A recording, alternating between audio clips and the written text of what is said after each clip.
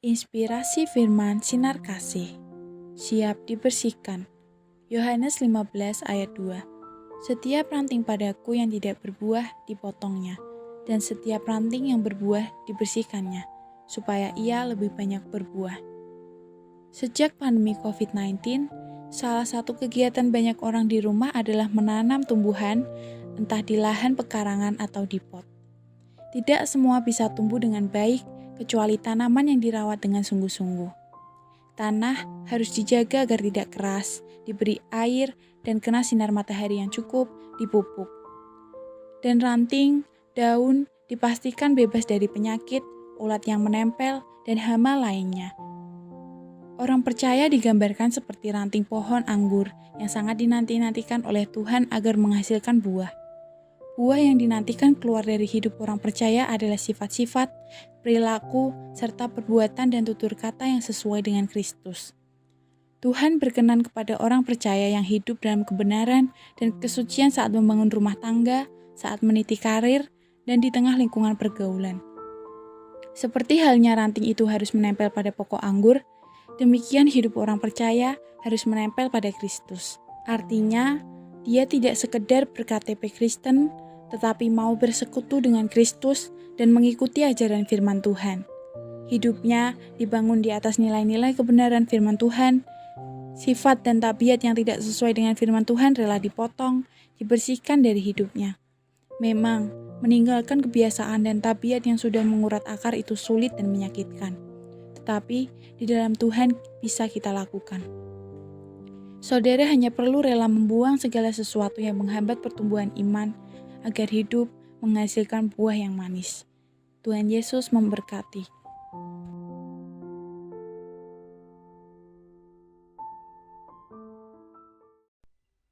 Inspirasi firman sinar kasih.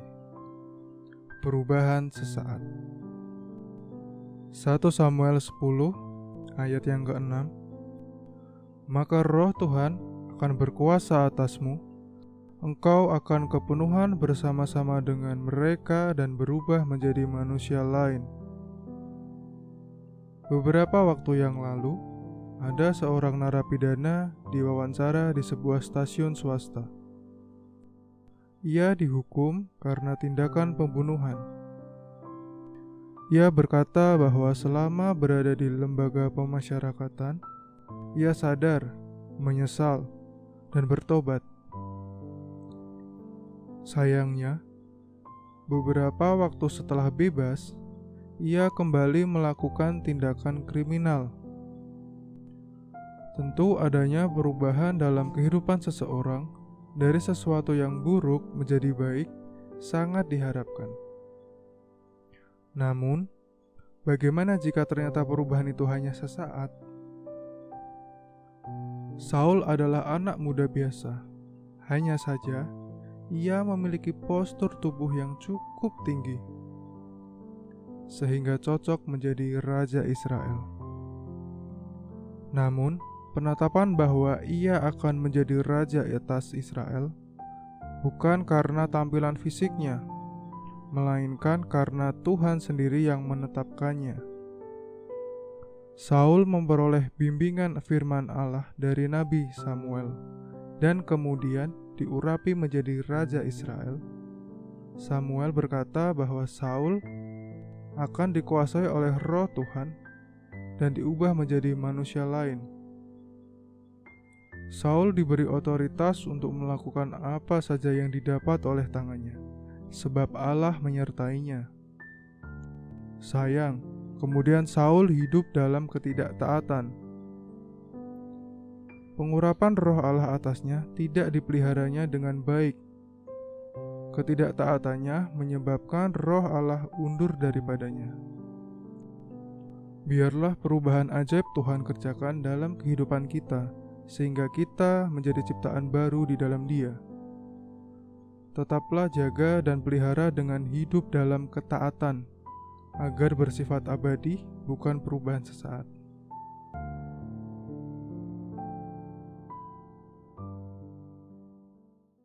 Inspirasi firman sinar kasih. Beri kesempatan. Yohanes 8 ayat 7. Dan ketika mereka terus-menerus bertanya kepadanya, ia pun bangkit berdiri, lalu berkata kepada mereka, "Barang siapa di antara kamu tidak berdosa, hendaklah ia yang pertama melemparkan batu kepada perempuan itu." Bazar atau wahana bermain memberikan banyak kesempatan bagi pengunjung memperoleh beragam hadiah untuk dibawa pulang. Salah satu permainan yang menarik di dalam bazar adalah lempar bola. Pengunjung mendapatkan sejumlah kesempatan untuk melemparkan bola ke arah susunan piramida kaleng kemasan bekas. Semakin sedikit kaleng yang tersisa dari susunan itu, semakin besar hadiahnya. Tuhan Yesus diperhadapkan pada seorang wanita yang kedapatan berbuat zina. Jelas sekali bahwa kasus ini bertujuan untuk mencobainya. Apabila Yesus melempari perempuan itu sesuai hukum Musa, maka kasih yang diajarkannya selama ini patut dipertanyakan. Apabila perempuan itu dibebaskan begitu saja, maka Yesus akan dikenal sebagai guru yang tidak adil dan kompromi dengan dosa. Dengan hikmat ilahi, Yesus menjawab pertanyaan mereka sekaligus memberikan sejumlah kesempatan kepada orang banyak. Pertama, kesempatan mengakui dosa. Barang siapa di antara kamu tidak berdosa, hendaklah ia yang pertama melemparkan batu kepada perempuan itu. Tantangan Tuhan Yesus itu membubarkan kerumunan yang ada. Artinya, semua orang terpaksa mengakui dosa mereka. Kedua, kesempatan untuk hidup. Hanya Yesus yang tidak berdosa dan layak menghukum wanita itu. Namun, Yesus tidak menggunakan haknya untuk menghukum, tetapi sebaliknya memberi hidup. Ketiga, kesempatan untuk bertobat. Pergilah dan jangan berbuat dosa lagi. Kesempatan bertobat tersedia bagi wanita itu dan bagi kita juga selagi masih hidup. Tuhan Yesus memberkati.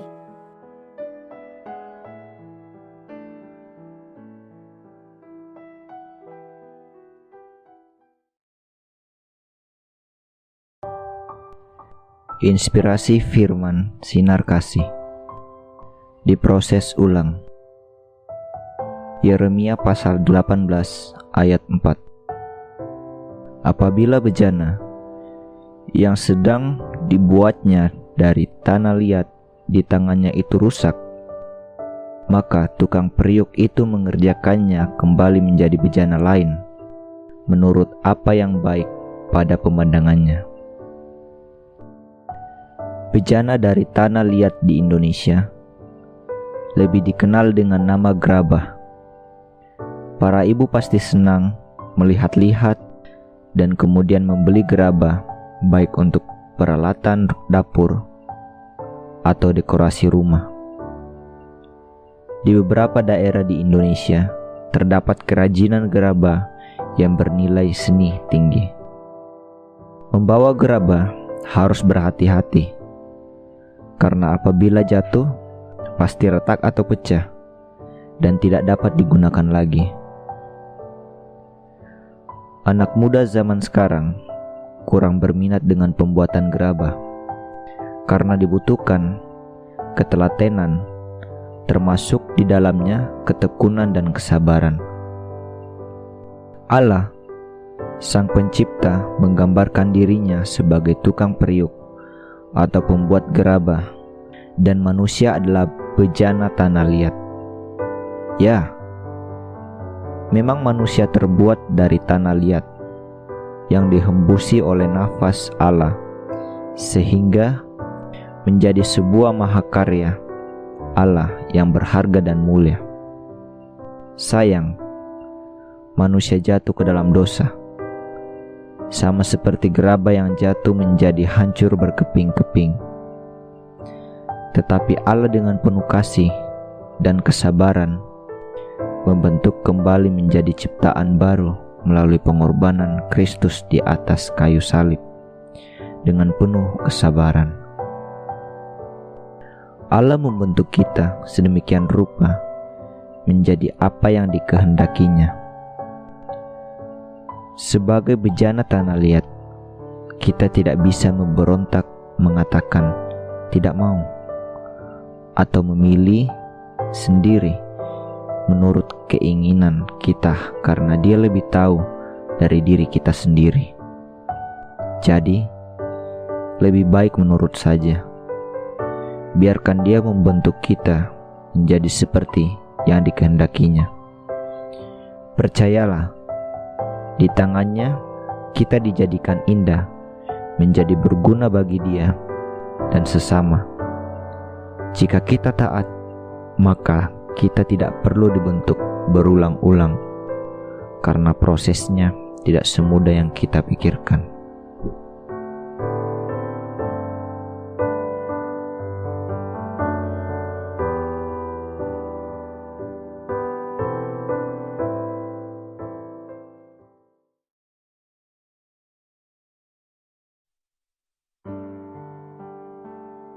Inspirasi firman sinar kasih, pengampunan.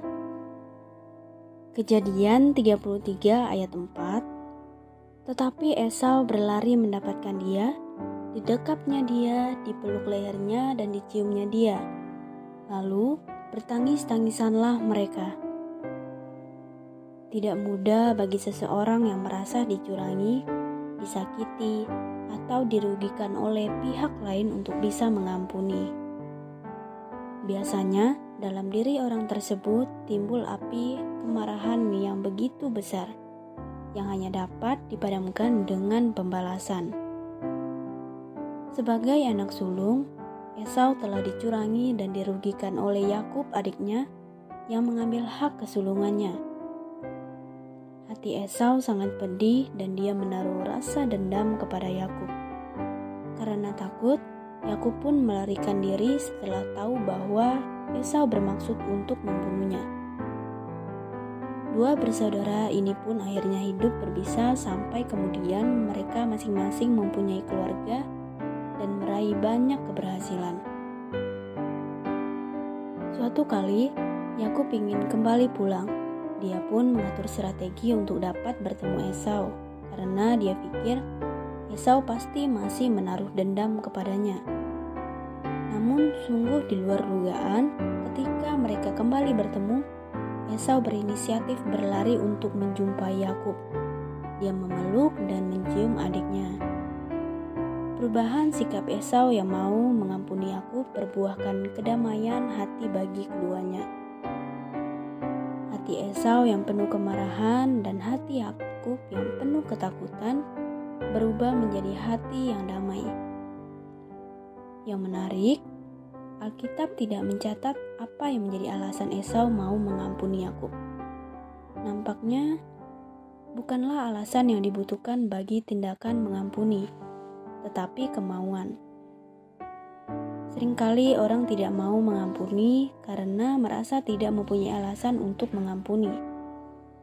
Padahal bukan alasan yang dibutuhkan, tetapi kemauan. Maukah kita mengampuni? Tuhan Yesus memberkati.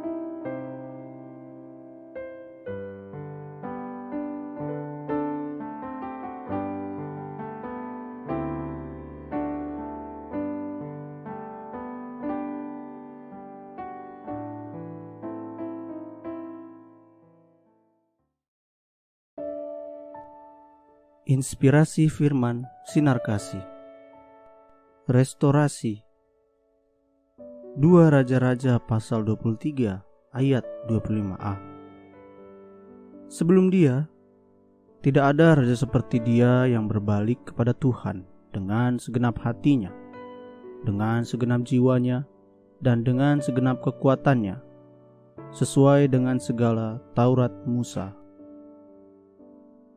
Pemimpin negara yang baik dan bertanggung jawab tidak mungkin membiarkan bangsanya berada dalam keterpurukan. Apabila keadaan tidak baik dan membahayakan, ia pasti berusaha untuk segera mengembalikan atau memulihkannya pada keadaan yang semula, baik yang menyangkut ekonomi, politik, keamanan, dan sosial. Jika kita amati dengan baik mengenai sejarah kepemimpinan umat Tuhan. Raja Yosia adalah salah satu dari raja yang baik dan berkenan di hadapan Tuhan. Ia benar-benar melakukan restorasi yang luar biasa, bukan hanya merestorasi hal-hal yang bersifat materi dan lahiriah saja, tetapi juga merestorasi kerohanian umat Tuhan yang sudah lama rusak dan hidup dalam kesesatan. Inilah beberapa restorasi yang dilakukan oleh Yosia. Pertama, merobohkan, meremukkan, dan membakar segala perkakas yang dipakai umat Tuhan untuk menyembah berhala. Bahkan ada yang ditumbuk sampai halus dan abunya dicampakkan ke sungai Kidron, dengan harapan agar umat Tuhan tidak lagi menyembah berhala dan mengingatnya kembali. Kedua, mengajak dan mengumpulkan umat Tuhan untuk merayakan Paskah, agar umat Tuhan kembali mengingat karya Tuhan yang luar biasa ketika mengeluarkan bangsa Israel dari tanah Mesir. Ketiga, mengajak dan mengembalikan umat Tuhan untuk setia kepada Tuhan dan Taurat Tuhan. Tindakan Raja Yosia mengingatkan kita betapa pentingnya menjaga stamina iman dan perbuatan kita agar tetap berkenan di hadapan Tuhan. Dengan demikian, kita bisa selalu hidup dalam damai dan sukacita Tuhan.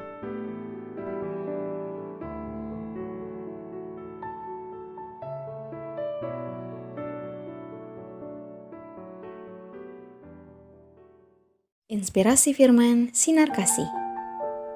Berbalik dan disembuhkan.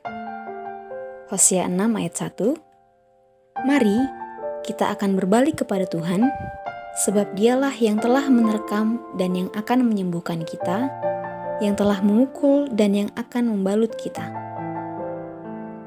Orang tua yang baik tidak akan membiarkan anaknya melakukan perbuatan yang nyata-nyata salah. Dia akan menegur, bahkan jika terpaksa, mendisiplin dengan hukuman agar anaknya tidak terus melakukan hal yang salah. Tetapi orang tua juga memiliki kasih untuk memeluk anaknya jikalau sang anak telah menyadari kesalahan dan tidak melakukannya lagi. Allah tidak bisa membiarkan umatnya terus berbuat dosa. Umat ditegur, bahkan dihukum akibat tingkah pola yang berdosa. Sungguh berat jikalau seseorang terus dalam hidup dosanya. Hukuman Allah digambarkan oleh Hosea dengan kata menerkam. Itu ungkapan betapa pedih jika menerima hukuman Allah. Hidup umat yang dihukum Allah akan mengalami penderitaan demi penderitaan, kegagalan demi kegagalan. Hidup tertekan dan bisa kering kerontang. Koreksi diri apabila hidup ini begitu berat. Barangkali Allah sedang menghukum karena kita hidup jahat, berdosa, dan tidak beres. Hosea mengajak umat Tuhan bertobat. Jangan lari dari hadapan Tuhan kalau hidup mengalami penderitaan demi penderitaan akibat dosa. Justru kita perlu dengan rendah hati bertobat, menyerah kepada Tuhan, mohon pengampunannya. Allah segera membebat luka dan sakit umatnya. Itu sebabnya, mari hidup dalam pertobatan dan alami pemulihan dari Allah. Dia Allah yang limpah kasih sayang dan akan memberkati anak-anaknya yang telah dipulihkan. Tuhan Yesus memberkati.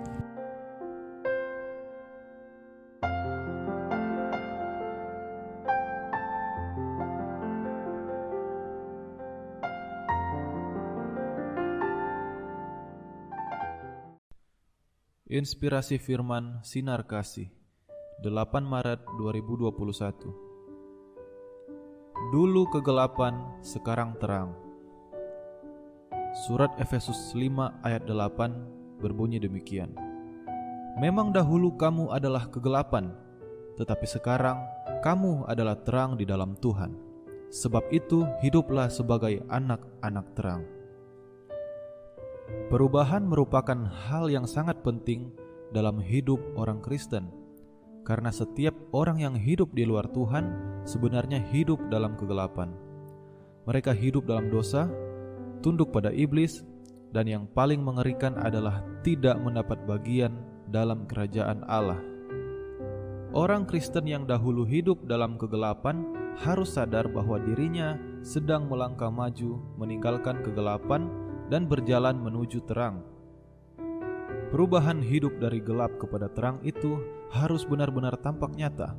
Ia tidak boleh menunjukkan diri sebagai orang Kristen hanya berdasarkan identitas di KTP, melainkan harus berperilaku sebagai anak terang, yaitu pertama, bersikap baik, adil, dan benar. Ketiga sifat ini harus menyatu dalam tindakan. Ini berarti kita harus hidup patut dan teratur, tidak sewenang-wenang, dan tidak melanggar hukum. Kedua, berusaha mengenal apa yang menyenangkan hati Tuhan. Ini berarti kita harus selalu dekat dengan Tuhan dan tekun dalam belajar mengenal kehendak Tuhan berdasarkan firman Tuhan yang kita baca, dengarkan, dan renungkan. Ketiga, jangan lakukan perbuatan yang tidak berguna. Ini bisa dilakukan dengan cara makin menyukai perbuatan yang tidak mendatangkan rasa malu. Itulah 3 bukti iman dari setiap orang yang percaya kepada Tuhan Yesus yang hidupnya sudah mengalami perubahan dari hidup dalam gelap, sekarang hidup dalam terang. Lakukan ketiga hal tadi sebagai anak terang, maka kita akan makin dipakai dan diberkati oleh Tuhan. Amin. Inspirasi Firman Sinar Kasih, Selasa 9 Maret 2021. Berjudul Perubahan Status. Kata Yesus kepada Simon, "Jangan takut, mulai dari sekarang engkau akan menjala manusia." Lukas 5 ayat 10. Seorang mantan narapidana sebagai bandar dan pengedar narkoba menjalani hukuman yang semula hukuman mati, kemudian berubah menjadi hukuman seumur hidup, kemudian berubah lagi menjadi hukuman 20 tahun dan akhirnya bebas. Perubahan demi perubahan, keringanan demi keringanan dialami karena selama berada di dalam penjara, mantan narapidana tersebut menunjukkan perubahan hidup yang nyata. Hal tersebut terjadi karena ia mengalami lawatan Tuhan yang luar biasa. Ia bahkan diberi kepercayaan oleh petugas penjara untuk mengawasi dan mendampingi sejumlah narapidana lainnya dan menjadi aktivis gereja selama berada di dalam penjara. Simon sangat terkejut ketika Tuhan Yesus akan mengubah statusnya dari seorang penjala ikan menjadi penjala manusia. Bagaimana mungkin? Namun Simon taat pada perintah Yesus ketika ia diminta untuk menabarkan jalannya ke tempat yang lebih dalam. Tuhan menunjukkan mujizatnya kepada Simon sehingga ia mendapatkan ikan yang berlimpah. Saat itu juga Simon menyadari dirinya sebagai orang berdosa. Ia bertobat dan percaya kepada Tuhan Yesus. Peristiwa inilah yang menjadi titik balik kehidupan Simon dari penjala ikan menjadi hamba Tuhan. Dari kisah Simon di atas, kita bisa belajar tentang pertobatan, tentang ketaatan, dan tentang iman. Mari kita semakin mendekatkan diri kepada Tuhan, sehingga kita pun mengalami perubahan ke arah yang lebih baik.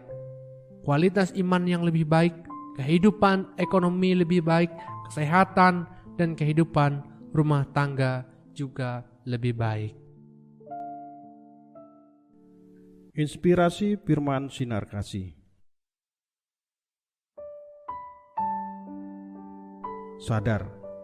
Ayub 42 ayat 5. Hanya dari kata orang saja aku mendengar tentang engkau, tetapi sekarang mataku sendiri memandang engkau.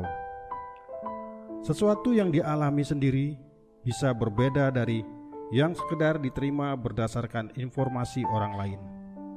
Misalnya saja orang bercerita tentang keindahan sebuah pantai. Karena pasirnya yang putih dan airnya yang jernih, ketika kita mengunjungi pantai tersebut, bisa jadi kita melihat keindahan yang lebih daripada sekedar kata orang. Sebagai seorang yang saleh, jujur, dan takut akan Allah, Ayub tahu betul pengajaran-pengajaran tentang Tuhan yang selama ini pernah dia dengar dari orang-orang di lingkungan pergaulannya. Salah satunya pengajaran mengenai Tuhan yang baik, yang selalu bertindak adil dengan memberikan upah berkat bagi orang yang berbuat baik dan menghukum orang yang berbuat jahat. Selama ini Ayub sangat mengerti tentang hal di atas. Itulah sebabnya dia selalu berusaha untuk melakukan apa yang baik dan menjauhi kejahatan. Namun, di tengah praktik hidup yang baik, Ayub justru ditimpa dengan banyak penderitaan. Matanya menyaksikan harta bendanya ludes, anak-anaknya mati, dan tubuhnya membusuk diserang penyakit parah. Semua pengalaman penderitaan itu membuat Ayub sadar. Sudut pandang Ayub dalam melihat dan mengenal Tuhan menjadi berubah. Yang semula hanya di permukaan berdasarkan kata orang, kemudian menjadi lebih dalam. Ayub melihat kebaikan Tuhan, bukan hanya dalam keadilannya, tetapi juga dalam kebesarannya. Perubahan sudut pandang tersebut membuahkan sikap dan tindakan penyerahan diri Ayub kepada Tuhan. Ayub percaya rencana Tuhan atas hidupnya semua pasti baik. Bagaimana dengan saudara? Inspirasi firman sinar kasih. Tanda milik Kristus. Roma pasal 7 ayat 4. Sebab itu, saudara-saudaraku, kamu juga telah mati bagi hukum Taurat oleh tubuh Kristus, supaya kamu menjadi milik orang lain, yaitu milik Dia yang telah dibangkitkan dari antara orang mati, agar kita berbuah bagi Allah. Setiap orang yang memiliki sebuah barang pada umumnya akan memberikan tanda pada barang itu, sehingga tidak tertukar dengan barang milik orang lain. Bentuk dari tanda yang diberikan bisa bermacam-macam. Pada masa perbudakan, seorang budak diberi tanda khas pada telapak tangan, bahu, leher, atau bagian lain dengan besi yang dipanaskan terlebih dahulu, sehingga tanda itu tidak akan pernah hilang. Alkitab menyatakan bahwa karena kita dilahirkan dalam keadaan berdosa, maka secara otomatis kita berstatus sebagai budak dosa. Namun sejak kita menerima Yesus Kristus, Ia telah menebus dan membebaskan kita dari perbudakan dosa dengan darah-Nya, dan kita menjadi milik-Nya. Tanda bahwa kita adalah milik Kristus nampak dalam kehidupan kita sehari-hari, yaitu sebagai ciptaan baru. Kita telah mati bagi hukum Taurat, artinya kita tidak lagi di bawah hukum, melainkan di bawah kasih karunia. Kita beribadah kepada Allah di dalam nama Tuhan Yesus Kristus dan melakukan perbuatan baik bukan karena kita mau memenuhi hukum Taurat, melainkan karena kita mengasihi Dia dan sesama. Kini hidup kita berada dalam hukum kasih, yaitu mengasihi Allah dengan segenap hati, segenap jiwa, segenap akal budi, dan segenap kekuatan kita, dan mengasihi sesama seperti kita mengasihi diri kita sendiri. Matius pasal 22 ayat 37 dan 39. Orang-orang di sekitar kita akan langsung tahu bahwa kita adalah milik Kristus apabila kita hidup sama seperti Yesus Kristus, yaitu memancarkan kasih Allah kepada semua orang. Tuhan Yesus memberkati.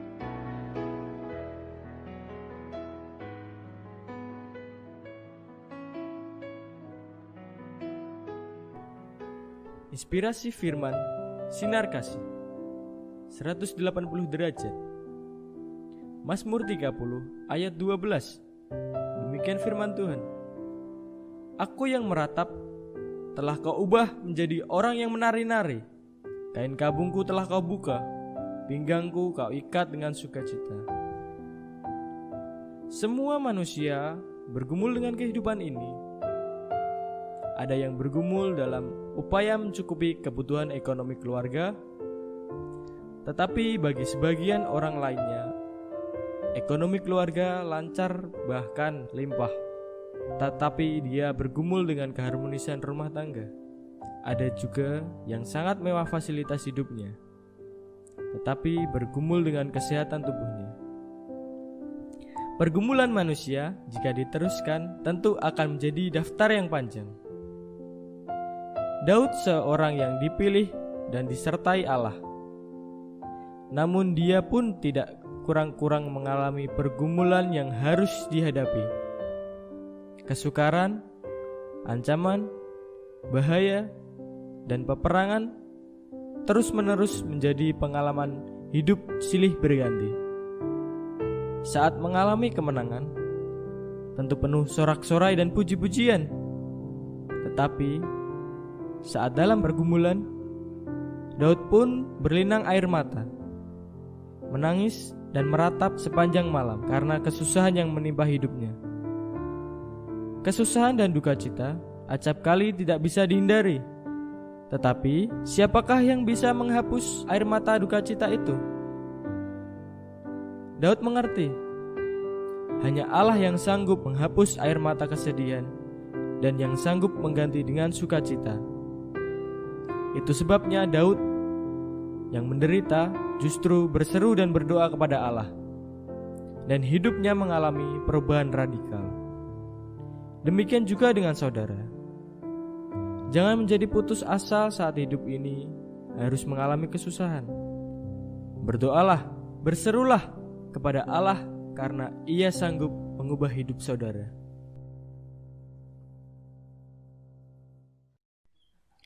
Inspirasi firman sinar kasih. Buah pertobatan. Lukas pasal yang ke-19 ayat yang ke-8.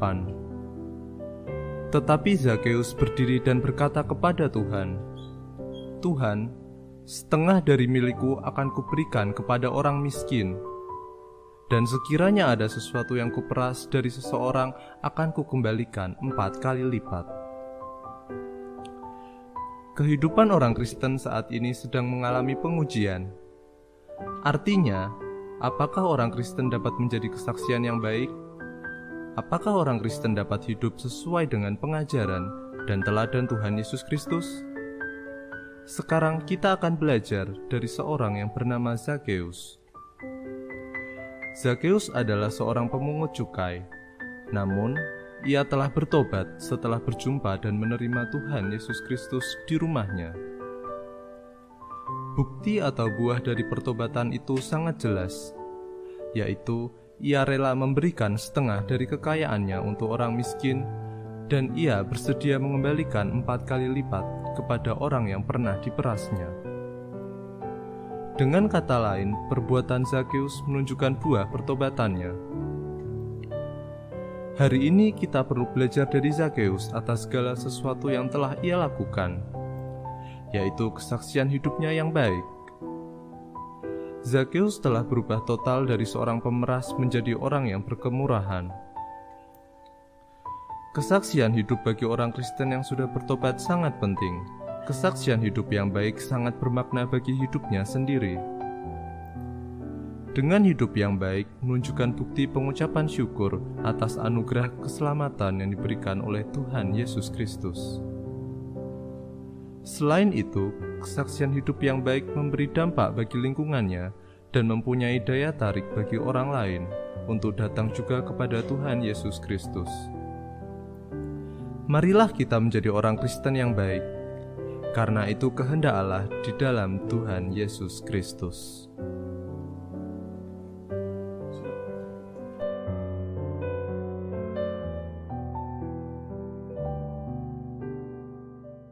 Inspirasi firman sinar kasih. Pembaharuan budi. Roma 12 ayat 2 berbunyi, Janganlah kamu menjadi serupa dengan dunia ini, tetapi berubahlah oleh pembaruan budimu, sehingga kamu dapat membedakan manakah kehendak Allah, apa yang baik, yang berkenan kepada Allah, dan yang sempurna. Kita sudah sering mendengar kata transformasi, artinya berkembang atau berguna. Terjemahan transformasi dalam bahasa Yunani adalah metamorpho, artinya adalah berubah, mengubah rupa. Dalam bahasa Indonesia diterjemahkan perubahan. Ayat tadi sangat penting terkait dengan kebenaran firman Tuhan mengenai transformasi. Tanpa transformasi, tidak mungkin orang mengerti kehendak Allah yang baik, berkenan kepada Allah yang sempurna. Perubahan yang dimaksud oleh Paulus yang disampaikan kepada jemaat di Roma adalah pembaharuan budi atau pembaharuan pikiran. Hal ini menunjuk kepada sesuatu yang diubah, diperbaharui, atau dibuat dalam bentuk lain. Kata budi berarti pikiran, kecerdasan, pengertian. Dalam bahasa Yunani, kata transformasi diterjemahkan metamorphose, menunjukkan adanya perubahan pola pikir, proses yang berkesinambungan dan hasil kerja keras, sehingga terjadi perubahan tingkah laku. Paulus di sini membicarakan perubahan watak atau pribadi orang yang diperbarui oleh Tuhan, dari orang berdosa menjadi seperti Allah. Orang yang berdosa diubah menjadi serupa dengan gambarnya dalam kemuliaan yang semakin besar. Pembaruan budi dalam hidup orang percaya adalah perubahan pola pikir, proses berkesinambungan, dan hasil kerja keras. Tuhan bersedia memperbaharui kita, namun kita juga harus berjuang dengan segenap hidup kita untuk mau diperbaharui terus-menerus. Tuhan Yesus memberkati.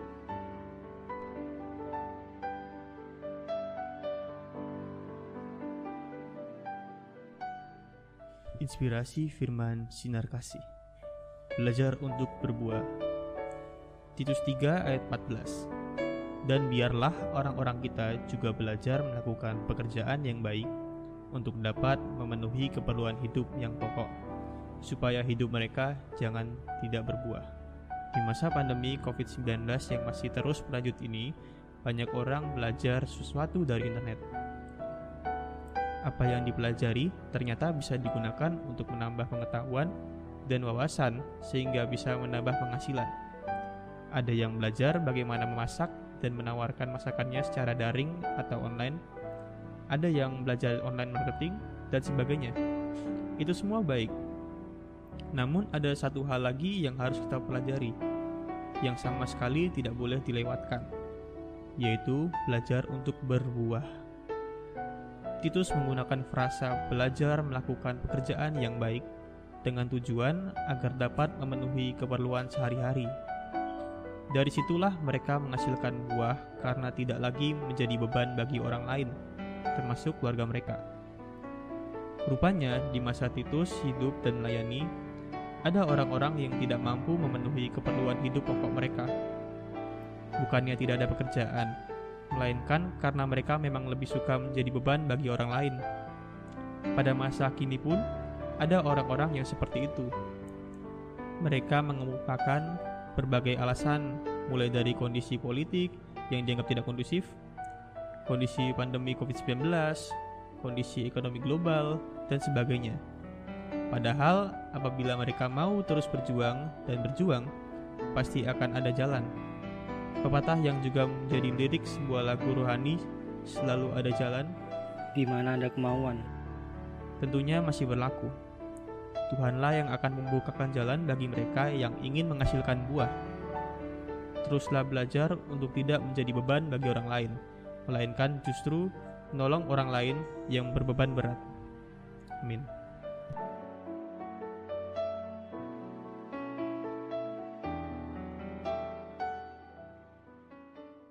Inspirasi firman sinar kasih. Selagi ada kesempatan. Filipi pasal 1 ayat 22. Tetapi jika aku harus hidup di dunia ini, itu berarti bagiku bekerja memberi buah. Jadi, mana yang harus kupilih? Aku tidak tahu. Kesempatan tidak selalu datang 2 kali. Ada kalanya kesempatan yang baik hanya datang 1 kali dan tidak akan datang lagi. Apabila kesempatan baik itu disia-siakan, kita akan menyesal di kemudian hari. Setelah Paulus bertobat, ia tidak menyia-nyiakan kesempatan yang Tuhan berikan. 2 prinsip yang dipegang Paulus, yaitu: pertama, hidup bagi Kristus. Artinya, jika diberi kesempatan hidup harus menghasilkan buah, yaitu sesuatu yang bermanfaat dan bernilai kekal. Itu sebabnya ia pergi memberitakan Injil agar banyak orang bertobat dan percaya kepada Kristus. Ketika berada di dalam penjara pun karena Kristus, Paulus memberitakan Injil kepada orang-orang yang juga berada di dalam penjara. Selain itu, ia juga rajin menulis surat-surat yang diilhami Roh Kudus untuk pertumbuhan imam jemaat. Kedua, mati adalah keuntungan. Mengapa untung? Karena mati dalam Kristus memperoleh kehidupan kekal, menikmati surga yang mulia. Di sana tidak ada lagi penderitaan dan kesakitan. Jika boleh memilih, Paulus memilih yang kedua. Tetapi demi jiwa-jiwa, ia rela menderita di dunia ini untuk menjalankan tugas yang mulia. Bagaimana dengan saudara-saudara? Kebanyakan orang jika diberi kesempatan hidup memilih untuk mengejar kekayaan karena merasa masih belum cukup. Padahal jika harus meninggalkan dunia ini tidak membawa apa-apa. Renungkan sejenak, apa arti hidup ini? Selagi masih ada kesempatan, gunakan dengan sebaik-baiknya untuk melayani Dia. Berikan persembahan yang terbaik bagi kemuliaannya. Tuhan Yesus memberkati.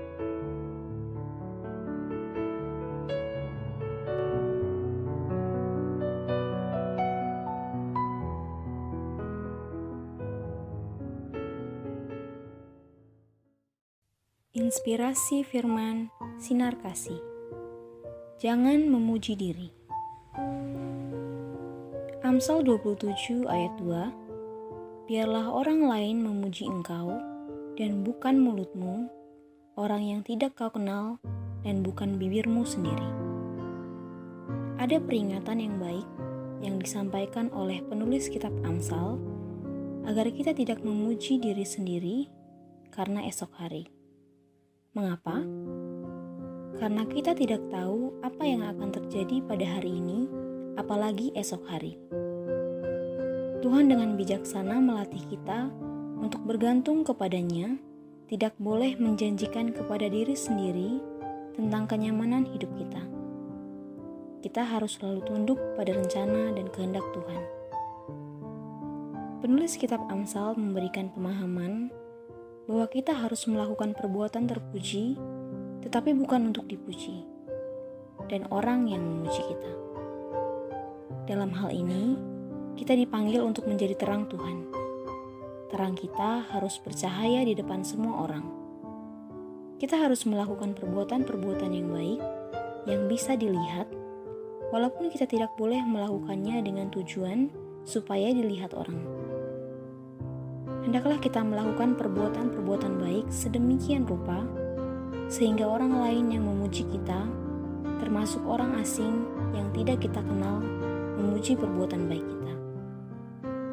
Saat kita melakukan apa yang terpuji, berupa perbuatan-perbuatan baik, kita harus tetap bersikap waspada, agar kita tidak tergoda untuk memuji diri sendiri. Tidaklah patut menyanjung-nyanjung atau memuji diri sendiri. Memuji diri sendiri adalah sebuah kesombongan, kebodohan, dan mencintai diri secara berlebihan. Kesombongan adalah awal kehancuran dan kejatuhan. Pastikan kebaikan-kebaikan yang kita lakukan untuk orang lain dan terutama untuk memuliakan Tuhan. Tuhan Yesus memberkati.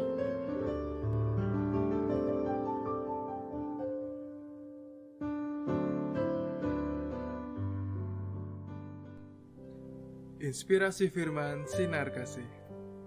Berubah total. Galatia 1 ayat 23. Mereka hanya mendengar bahwa ia yang dahulu menganiaya mereka sekarang memberitakan iman yang pernah hendak dibinasakannya.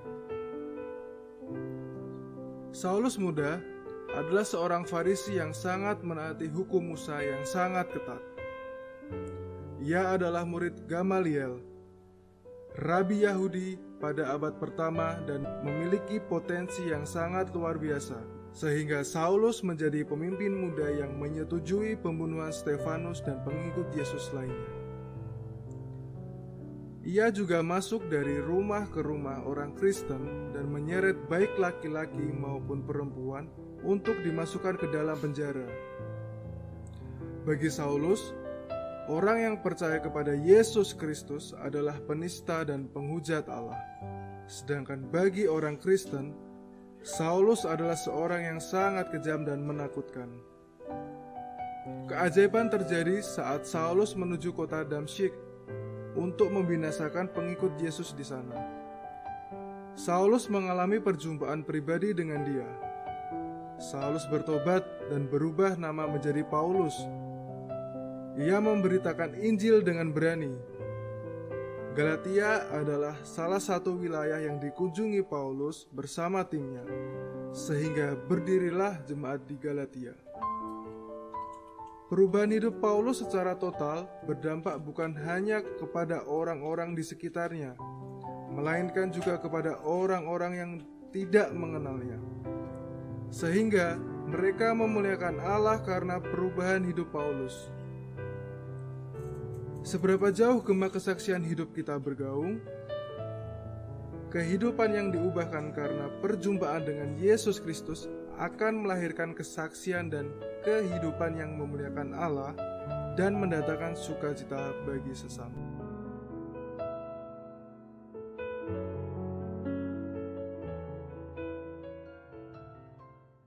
Inspirasi firman sinar kasih. Tidak sama lagi. Dalam Kejadian 32 ayat 28. Lalu kata orang itu, namamu tidak akan disebutkan lagi Yakub tetapi Israel, sebab engkau telah bergumul melawan Allah dan manusia, dan engkau menang. Dalam dunia bisnis, perubahan nama merek bisa terjadi karena beberapa alasan. Salah satunya adalah terjadinya merger. Misalnya, pada tahun 1929, Margarine Union dari Belanda merger dengan Lever Brothers dari Inggris menjadi Unilever hingga sekarang. Atau merger antara Chase National Bank of the City of New York dengan Bank of Manhattan menghasilkan Chase Manhattan.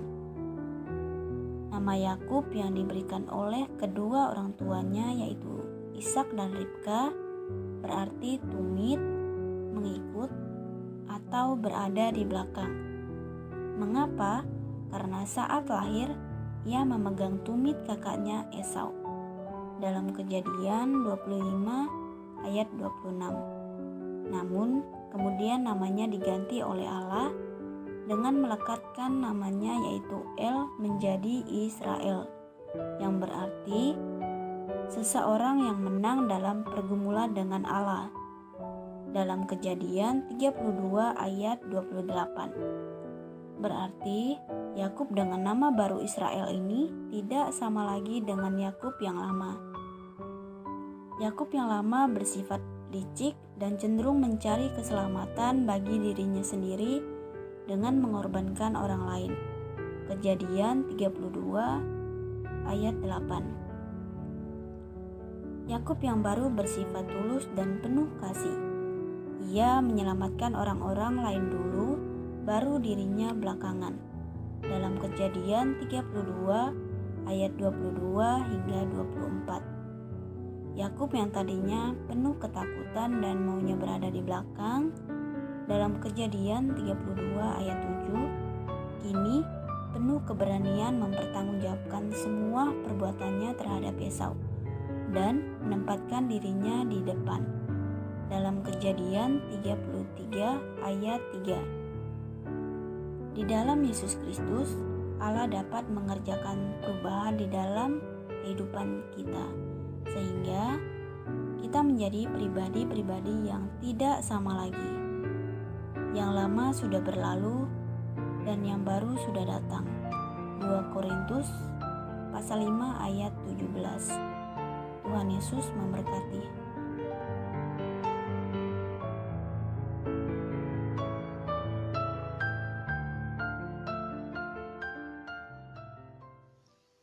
Inspirasi firman sinar kasih. Surat Filipi pasal 3 ayat 21 berbunyi demikian, yang akan mengubah tubuh kita yang hina ini sehingga serupa dengan tubuhnya yang mulia, menurut kuasanya yang dapat menaklukkan segala sesuatu kepada dirinya. Hina menjadi mulia. Dalam dunia industri, ada istilah daur ulang. Barang-barang bekas yang sudah terbuang dan tak punya nilai jual dikumpulkan lalu oleh proses tertentu dijadikan produk baru yang punya nilai jual. Misalnya, barang rongsokan dari bahan dasar plastik dilebur kembali dan dicetak menjadi ember, pot bunga, dan perabot rumah tangga. Manusia memiliki akal budi untuk berpikir kreatif, sehingga melalui daur ulang apa yang terbuang jadi berguna.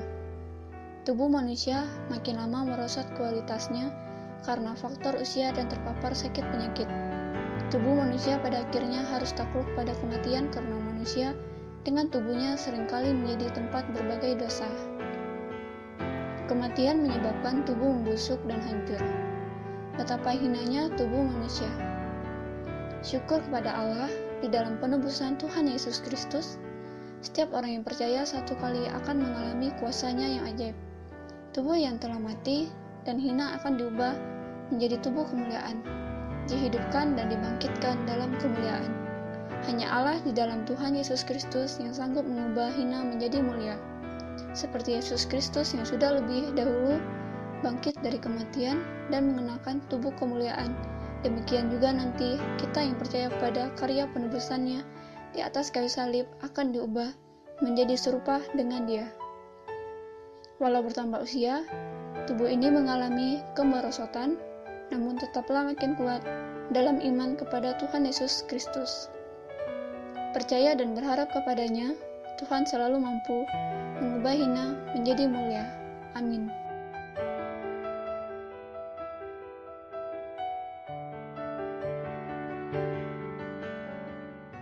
Inspirasi firman, sinar kasih.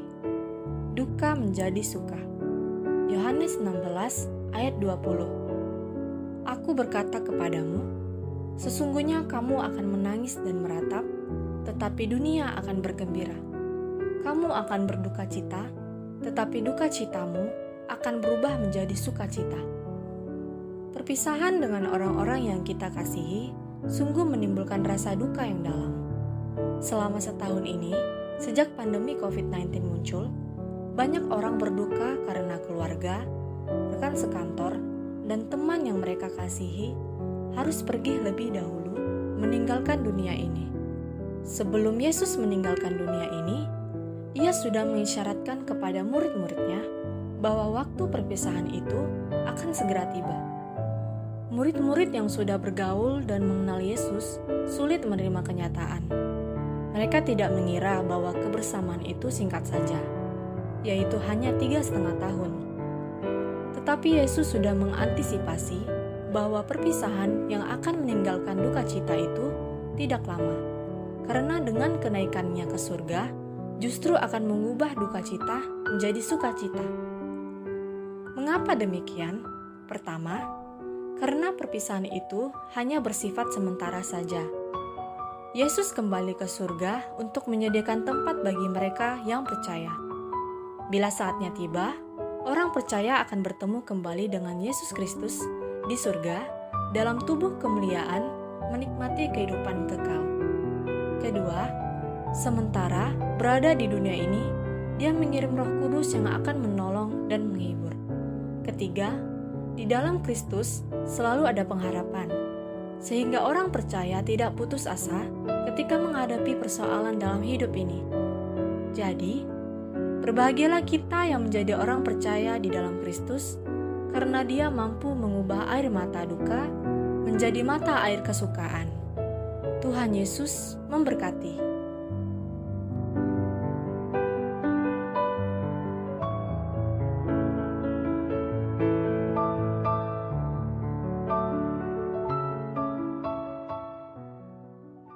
Inspirasi firman sinar kasih, menjadi layak dan berkenan. Kolose 1 ayat 10, sehingga hidupmu layak di hadapannya, serta berkenan kepadanya dalam segala hal, dan kamu memberi buah dalam segala pekerjaan yang baik, dan bertumbuh dalam pengetahuan yang benar tentang Allah. Seorang patisir atau pembuat kue hendak membuat kue. Bahan-bahan adonan sudah ia kumpulkan seperti tepung terigu, susu, maizena, mentega, minyak sayur, gula, dan tentunya telur. Ketika memecahkan telur demi telur dan memasukkannya ke dalam adonan, sampailah ia pada telur yang terakhir. Ternyata telur itu sudah busuk. Sayangnya, telur itu terlanjur masuk ke dalam adonan bersama 8 telur yang lain. Patisir kebingungan memisahkan telur busuk dari telur yang baik dalam sebuah adonan. Akhirnya, ia pun membuang seluruh adonan dan mengganti dengan adonan yang baru. Telur busuk ibarat dosa kita. Sekalipun kita merasa seluruh hidup kita baik, satu dosa saja merusakkan seluruh kebaikan kita, layaknya merusakkan seluruh adonan yang baik itu. Apakah ada manusia yang tidak berdosa? Sejak lahir, kita membawa bibit dosa. Semakin bertambah usia, semakin terakumulasi pula dosa kita. Lalu, bagaimana agar kita layak mempersembahkan kue, yaitu hidup kepada Tuhan yang Maha Kudus? Hal pertama dan terpenting adalah beriman kepada Yesus Kristus. Iman kepadanya melayakkan kita masuk surganya kelak. Kita harus bersyukur jika kita bisa mengenal kasih karunia Allah yang sebenarnya. Namun, tidak cukup sampai di situ. Hal kedua yang sama pentingnya adalah mengetahui kehendak Tuhan dengan sempurna. Kehendak Tuhan adalah hidup anak-anaknya yang menghasilkan buah sambil semakin dalam mengenal Allah. Dengan demikian, hidup yang kita miliki layak dan berkenan untuk dipersembahkan kepada Allah Pencipta kita. Tuhan Yesus memberkati.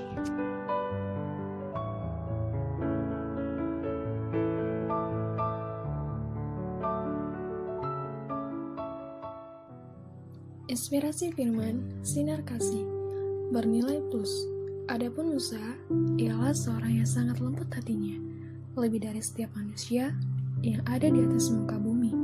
Bilangan 12 ayat 3. Salah satu bentuk kreativitas yang dibutuhkan pada masa kini adalah bisa menciptakan nilai tambah atau plus terhadap sesuatu yang sudah ada selama ini. Kalau kita adalah gadget, maka nilai tambah yang dimaksud adalah adanya fitur-fitur yang membuat penggunaannya lebih mudah dan lebih nyaman dengan hasil lebih maksimal. Musa telah memperoleh pembentukan intelek di istana Firaun selama 40 tahun, yaitu sejak ia dipelihara oleh putri Firaun hingga dewasa. Namun, itu belum cukup. Inteleknya tidak diimbangi dengan hikmat dan rasa kemanusiaan. Dia bersikap amat keras dengan membunuh orang Mesir yang telah menganiaya seorang Ibrani, yang sama dengan etnisnya sendiri. Tuhan melihat bahwa Musa perlu diperlengkapi dengan karakter yang serupa dengannya. Itulah sebabnya Tuhan mendidik Musa di sekolah padang gurun dengan penuh kesabaran menggembalakan domba-domba di Midian. Kesabarannya benar-benar kemudian terbentuk. Didikan Tuhan berhasil. Musa menjadi seorang yang sangat lembut hati, sebuah nilai plus dalam kepemimpinan. Disiplin keras tanpa kelembutan hati akan menjadi otoriter. Kelembutan hati tanpa disiplin menimbulkan kekacauan. Beribadah secara vertikal menyembah Tuhan itu benar. Tambahan nilai plusnya dengan ibadah secara horizontal, yaitu menolong sesama. Mendidik anak secara intelek itu benar. Tambahkan nilai plusnya adalah melengkapinya dengan kebenaran firman Allah. Biarlah Tuhan membentuk kita dengan semua, sehingga dalam kehidupan ini kita memiliki nilai tambah yang mampu menjadi berkat dan teladan bagi orang lain. Tuhan Yesus memberkati.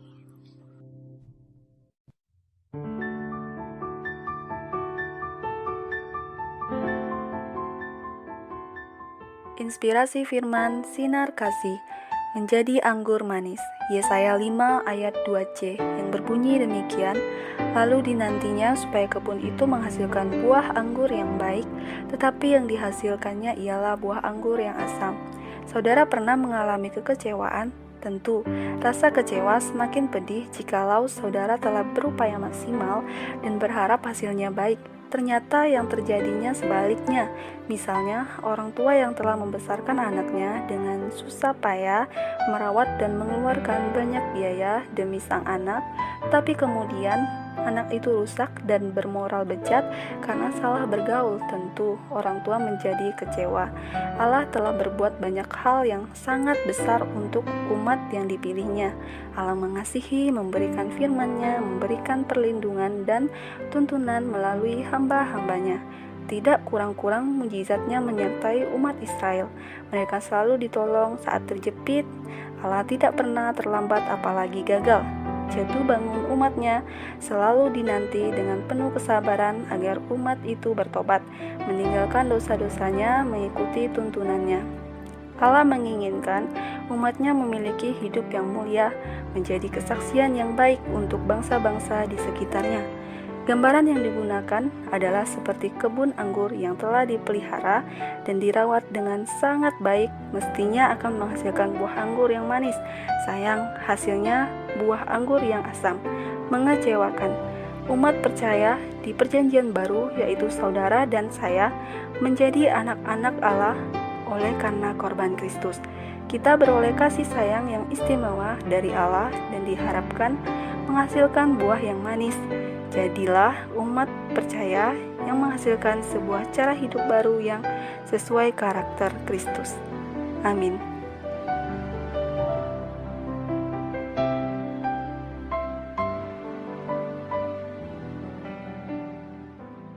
Inspirasi firman sinar kasih. Siap laksanakan. Ezra 7 ayat 21b. Segala yang diminta daripadamu oleh Imam Ezra, ahli Taurat Allah semesta langit, haruslah dilaksanakan dengan seksama. Setiap prajurit negara harus tunduk, patuh dan selalu siap kepada perintah atasannya, seperti dalam tugas mengamankan negara dari serangan musuh. Ezra adalah seorang hamba Allah, lebih tepatnya seorang imam dan ahli Taurat. Dia siap menjalankan tugasnya melalui perintah Artasasta Raja Persia. Perintah Raja Artasasta kepada Ezra adalah bahwa bangsa Israel boleh turut pergi ke Yerusalem untuk memberikan persembahan sukarela bagi rumah Allah di Yerusalem. Ezra mengumpulkan barang-barang berharga yaitu emas dan perak, baik yang diterima dari Raja Artasasta maupun dari umat Israel yang berada di pembuangan. Persembahan tersebut sangat berguna untuk memperbaiki rumah Allah yang runtuh. Terhadap perintah raja itu, Ezra melakukannya dengan penuh tanggung jawab sehingga pembangunan Bait Allah di Yerusalem dapat segera dibangun kembali. Sebagai umat Tuhan atau hamba Tuhan, kita harus terus membangun Bait Allah yaitu tubuh kita. Artinya, kita harus membangun iman yang Tuhan anugerahkan agar terus semakin bertumbuh dan menjadi teguh dalam menghadapi setiap tantangan dalam hidup ini, khususnya di masa sulit ini karena pandemi COVID-19. Kita harus tetap menjaga iman dengan setia beribadah, membaca dan merenungkan firman Tuhan, dan berdoa supaya tetap hidup dalam persekutuan dengan Tuhan. Biarlah Roh Kudus memampukan kita untuk tetap bersemangat dan menjalankan tugas dan tanggung jawab yang Tuhan tetapkan sesuai dengan panggilan kita masing-masing. Tuhan Yesus memberkati.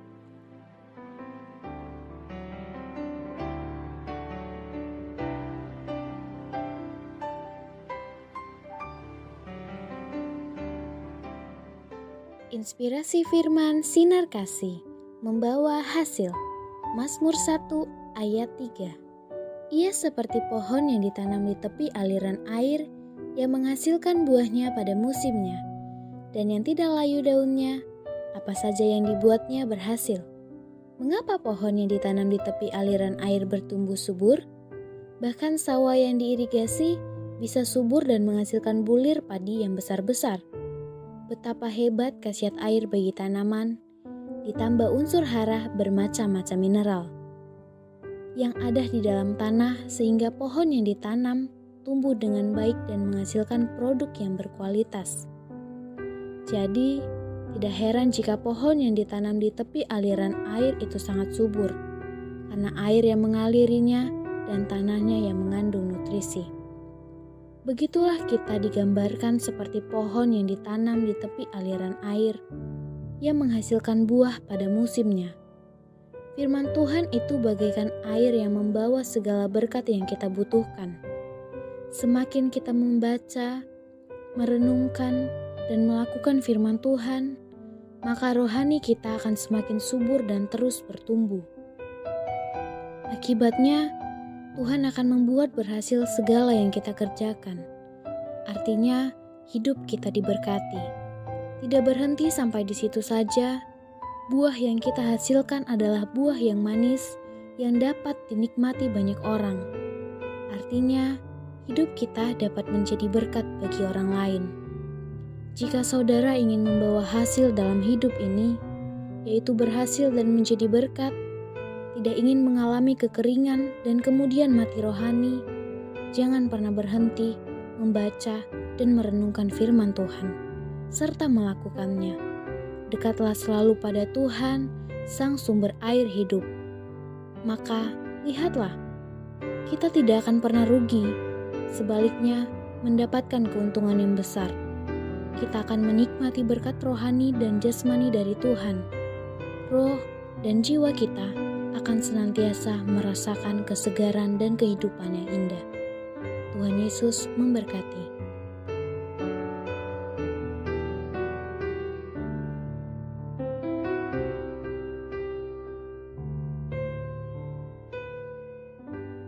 Inspirasi firman, sinar kasih. Tergantung pohonnya. Matius 7 ayat 17.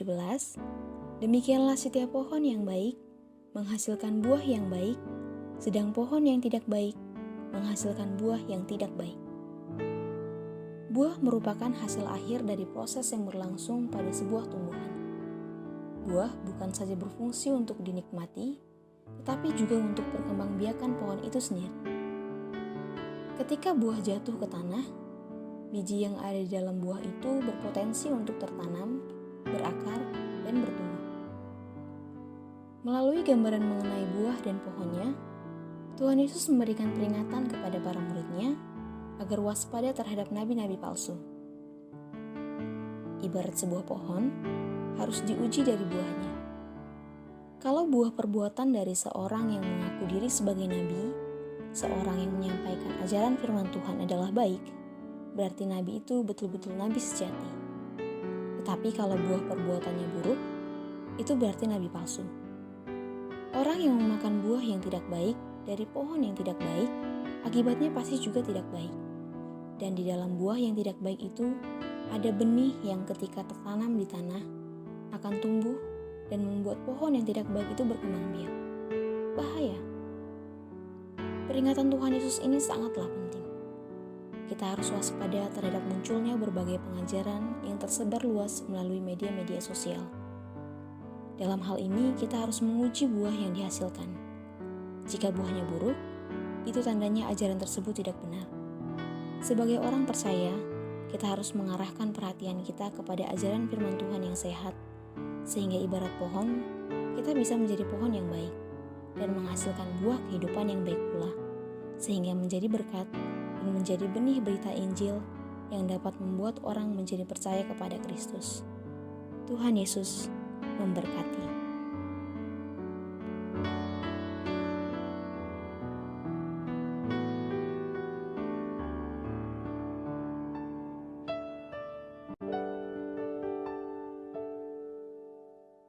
Inspirasi firman sinar kasih sesuai kapasitas. Markus 4 ayat 20. Dan akhirnya yang ditaburkan di tanah yang baik ialah orang yang mendengar dan menyambut firman itu lalu berbuah. Ada yang 30 kali lipat, ada yang 60 kali lipat, dan ada yang 100 kali lipat. Satu kali Tuhan Yesus memberikan perumpamaan tentang seorang penabur. Benih menggambarkan firman Tuhan, sedangkan hati manusia adalah tanahnya. Tuhan memberikan benihnya dengan tujuan agar benih itu ditanam supaya bertumbuh dengan baik, sehingga menghasilkan buah yang baik untuk dipanen. Dengan kata lain, bahwa benih itu tidak bisa bertumbuh kalau tidak ditanam di tanah yang baik. Dalam Markus 4 ayat 1-20. Banyak anak-anak Tuhan yang mendengarkan firman Tuhan secara sambil lalu, asal-asalan atau sekedar hafal ayat-ayat firman Tuhan, tetapi tidak menanamkan benih firman itu ke dalam hati. Masa COVID-19 ini, terpaksa sebagian jemaat belum bisa mengikuti ibadah secara tatap muka. Bagaimana sikap saat mengikuti ibadah secara online? Apakah menyiapkan diri, tempat dan hati secara sungguh-sungguh atau asal-asalan? Dampaknya pun jelas, benih itu tidak bertumbuh dengan baik, apalagi menghasilkan buah. Kehidupan rohani tampak gersang, sehingga menghasilkan buah-buah yang masam. Bagaimana keadaan hati saat ditaburi benih firman Tuhan? Apakah hati keras, berbatu-batu, penuh dengan semak duri atau subur? Ini berbicara tentang kapasitas, sikap atau respon terhadap firman Tuhan. Jika selama ini kita sudah merasa banyak membaca, mendengar dan mengerti ayat-ayat firman Tuhan, tetapi tetap saja hidup terasa gersang dan hambar, kita perlu mengoreksi diri. Jangan sampai benih firman itu tidak tertanam di dalam hati yang baik sehingga tidak dapat bertumbuh dan menghasilkan buah. Kapasitas dalam merespon firman Tuhan menjadi kunci hidup mengalami kuasa firman Tuhan. Tuhan Yesus memberkati.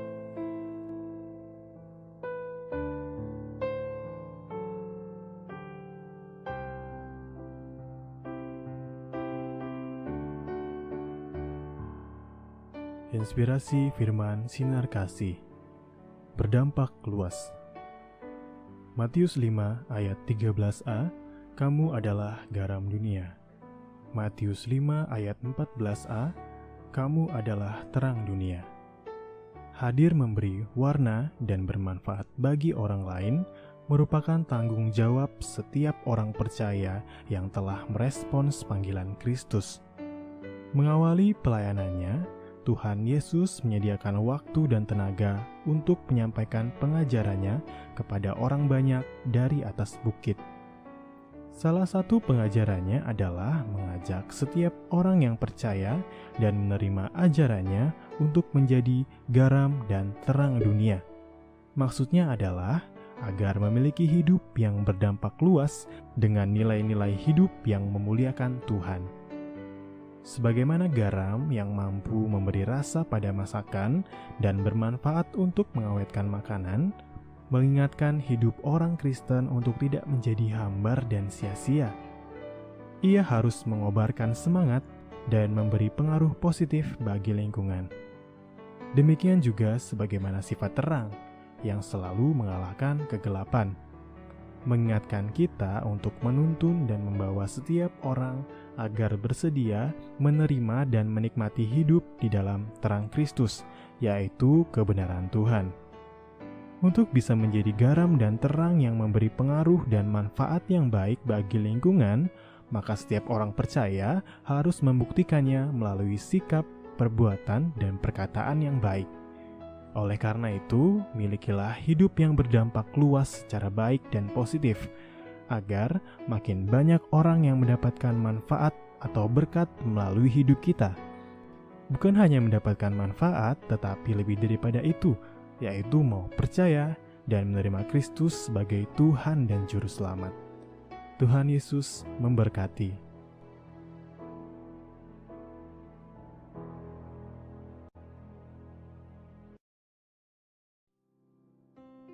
Inspirasi firman sinar kasih, persembahan yang berkenan. Mengenai diriku, darahku sudah mulai dicurahkan sebagai persembahan dan saat kematianku sudah dekat. 2 Timotius 4 ayat 6. Dalam tradisi perjanjian lama, salah satu arti persembahan atau korban adalah yang dibawa mendekat. Ada binatang-binatang tertentu yang dibawa mendekat kepada Allah Israel. Korban atau persembahan itu memiliki syarat-syarat tertentu dan harus ada darah yang dicurahkan. Selanjutnya, daging persembahan dibakar dengan api kudus. Ketika Allah menjelma menjadi manusia, yaitu Yesus Kristus, kematiannya di kayu salib menjadi tonggak awal perjanjian baru. Wujud persembahan bukan lagi pencurahan darah binatang, tetapi penyerahan hidup dalam sebuah perjanjian yang baru, yaitu mengakui Yesus Kristus sebagai Mesias. Rasul Paulus mengalami transisi kehidupan yang drastis sejak pertobatannya. Ia yang sebelumnya menyerahkan hidupnya sebagai orang Yahudi yang taat pada hukum Taurat, berbalik 180 derajat menjadi pengikut Yesus Kristus yang radikal. Perjalanan pelayanannya tidak hanya mempertaruhkan reputasi, tetapi juga nyawanya sendiri.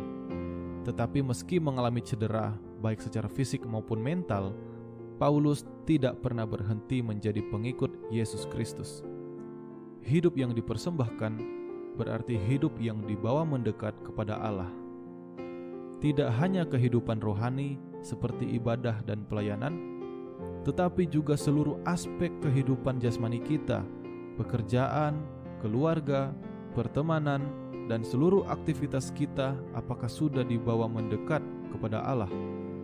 Apakah semua persembahan yang kita bawa mendekat kepada Allah itu kudus dan berkenan di hadapan Allah?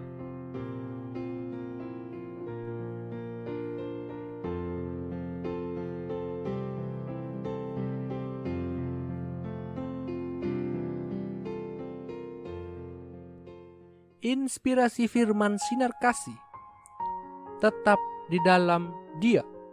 Kolose 2 ayat 6. Kamu telah menerima Kristus Yesus Tuhan kita, karena itu hendaklah hidupmu tetap di dalam Dia. Bagian pemasaran sebuah pabrik makanan berusaha menawarkan produk-produk barunya dengan gencar untuk menarik minat konsumen. Misalnya mie instan rasa ayam geprek. Tidak lama muncul lagi rasa yang lain dari pabrik yang berbeda. Konsumen mudah sekali tergiur untuk mencoba produk-produk baru dari pabrik makanan yang berbeda. Hal tersebut lumrah karena tentunya konsumen ingin membandingkan mana yang lebih enak dinikmati. Masalah rasa bukan hal yang prinsip, tetapi tidak demikian dengan produk dari surga yang Tuhan Yesus tawarkan. Memilih produk dari surga adalah pilihan yang tepat dan benar. Kepada jemaat Kolose dan juga kita yang telah menerima Kristus, Rasul Paulus mengingatkan 3 hal penting agar memperoleh nikmat surgawi, yaitu pertama, tetap di dalam Dia. Artinya, tetap setia dan melekat kepadanya, maka kita akan berbuah lebat. Kita akan menerima segala yang baik dari Tuhan. Sebaliknya, jika hidup di luar Kristus, kita tidak dapat berbuah apa-apa. Kita akan mengalami kekeringan dan akhirnya mati. Kedua, berakar dan bertumbuh di dalam Dia. Artinya, hidup berdasar pada kebenaran firman-Nya. Iman bertumbuh semakin kuat dan teguh sehingga tidak goyah saat badai menerpa. Ketiga, tidak tergoda oleh ajaran-ajaran yang kelihatannya baik, tetapi ujungnya menyesatkan. Kita harus berhati-hati dan tidak terkecoh oleh pengajaran yang bertentangan dengan firman Tuhan. Jika kita ingin tetap tinggal di dalam Dia, mari kita pegang dan jaga apa yang sudah kita miliki, yaitu Kristus yang menjadi satu-satunya dan segalanya dalam hidup kita.